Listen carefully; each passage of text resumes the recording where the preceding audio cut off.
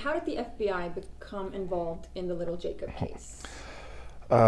This case was in the media right away, and I have contacts at the Galveston Police Department, and I called over the weekend, the day after little Jacob was found, and I offered some of the FBI's resources and assistance in the case, and they gladly accepted.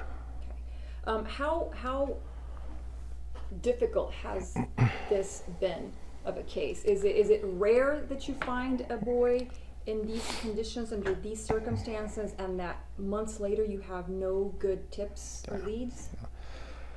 These cases are very rare. We had a very similar case about 10 years ago in Galveston Bay. A little girl was found floating. So it's not completely unheard of, but it is very rare to have a deceased child be found without a parent coming forward to look for him. So that aspect of the case, it is very rare. And since there's nobody looking for the child, that puts a very difficult spin on the investigation. Talk to me about more of the FBI's involvement in the case. I know that there's a reward that's being offered, so talk to me a little bit more about the FBI's actual involvement. Okay, so it's a lower burden, if you will, on the reward money. We feel it's that important. If you have any information to bring forward to us to help find the identity of him or his parents or caregivers. Okay, so you were saying, what should the public be looking for? What are you asking them to think about? Some of the things the public could be looking for is a situation where there was a family who had a child that is no longer in the family, but they have a plausible explanation as to why the child is missing. He went to live with relatives or was taken custody by CPS, something along those lines that sounds like a plausible explanation and people wouldn't give it much thought. That's one indication that we would like for people to look for. How frustrating has it been for you as an investigator that you've not had any solid leads, given the fact that it's become so public? How frustrating is it?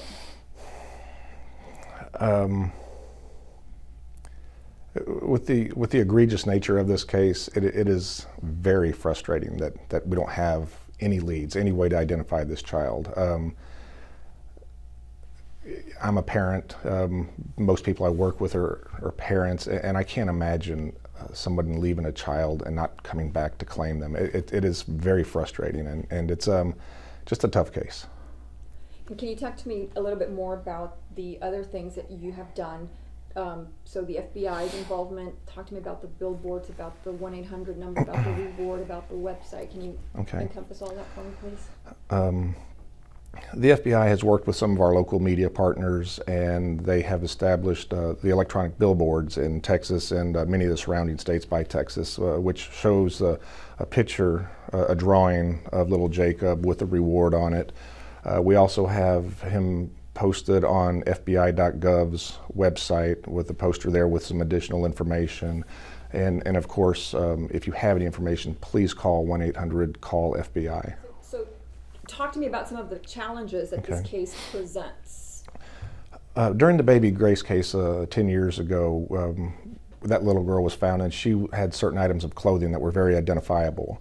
And we got the national media involved and put pictures and likenesses of the clothing, and that was one of the major reasons the case got solved, because a relative of the little girl noticed the clothes, and in fact she had actually bought that set of clothes for the girl and called in from somewhere up north, Ohio or Indiana. So out-of-state lead coverage in this case is crucial, in my opinion, to getting something solved. We don't know if the parents are from here or from somewhere else, or the caregivers, but we know that somebody out there has to know that this child exists, and we just need to find the right person to get the information to so they can call in.